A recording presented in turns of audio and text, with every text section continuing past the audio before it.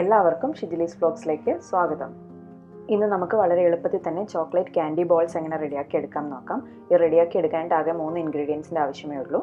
ഇത് തയ്യാറാക്കി എടുക്കാനായിട്ട് നമുക്കൊരു പാൻ അടുപ്പത്ത് ചൂടാക്കാം. ഇനി തീ ഏറ്റവും ലോ ഫ്ലെയിമിൽ ഇട്ടതിന് ശേഷം അതിലേക്ക് 2 ടേബിൾ സ്പൂൺ ബട്ടർ ഇട്ട് കൊടുക്കുക. 2 ടേബിൾ സ്പൂൺ ആണ് ബട്ടറിൻ്റെ അളവ്.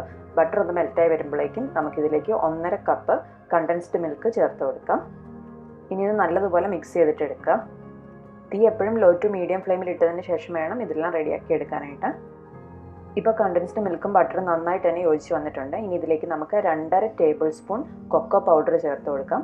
കൊക്കോ പൗഡറും കൂടെ ചേർത്തിട്ട് പതിയെ നന്നായിട്ട് തന്നെ മിക്സ് ചെയ്തിട്ടെടുക്കാം. നന്നായിട്ട് മിക്സ് ചെയ്ത് കൊക്കോ പൗഡറൊക്കെ നന്നായി മെൽറ്റ് ചെയ്ത് ഈ കണ്ടൻസ്ഡ് മിൽക്കിൻ്റെയും ബട്ടറിൻ്റെ ഒപ്പം ചേരണം. അതുപോലെ നന്നായിട്ട് മിക്സ് ചെയ്തിട്ടെടുക്കുക. 2 മിനിറ്റ് നന്നായിട്ട് തന്നെ മിക്സ് ചെയ്തിട്ടെടുക്കുമ്പോൾ നമ്മുടെ കണ്ടൻസ്ഡ് മിൽക്കും കൊക്കോ പൗഡറും ഒക്കെ ചേർന്നുള്ള മിക്സ്ചർ നന്നായിട്ട് തന്നെ മെൽറ്റായിട്ട് നല്ല ചോക്ലേറ്റിൻ്റെ ആ ഒരു രീതിയിൽ തന്നെ കിട്ടും. ഇപ്പോൾ ഇത് നല്ല ക്രീമി ആയിട്ട് വന്നിട്ടുണ്ട്. ഇനി നമുക്കിത് തീ ഓഫ് ചെയ്യാം.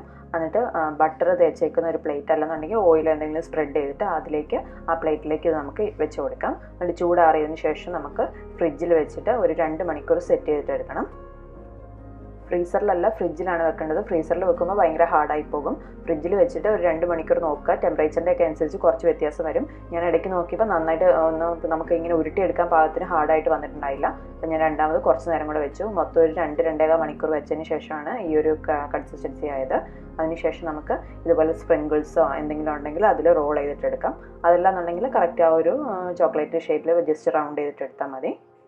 അതുപോലെ ചോക്ലേറ്റ് സ്പ്രിങ്കിൾസോ അല്ലെങ്കിൽ റെയിൻബോ സ്പ്രിങ്കിൾസോ ഒക്കെ വെച്ച് നമുക്ക് ഇത് ഗാർണിഷ് ചെയ്തെടുക്കുമ്പോൾ കുറച്ചുകൂടെ ഭംഗിയുണ്ടാവും കാണാനായിട്ട്.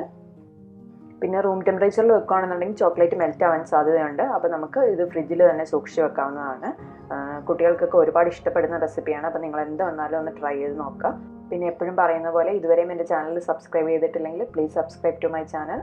പിന്നെ ഈ വീഡിയോ ഇഷ്ടപ്പെട്ടിട്ടുണ്ടെങ്കിൽ ലൈക്ക് ചെയ്യാനും ഷെയർ ചെയ്യാനും കമൻറ്റ് ചെയ്യാനും മറക്കരുത്. വേറൊരു വീഡിയോയുമായി വീണ്ടും കാണാം. അതുവരേക്കും ബൈ ബൈ.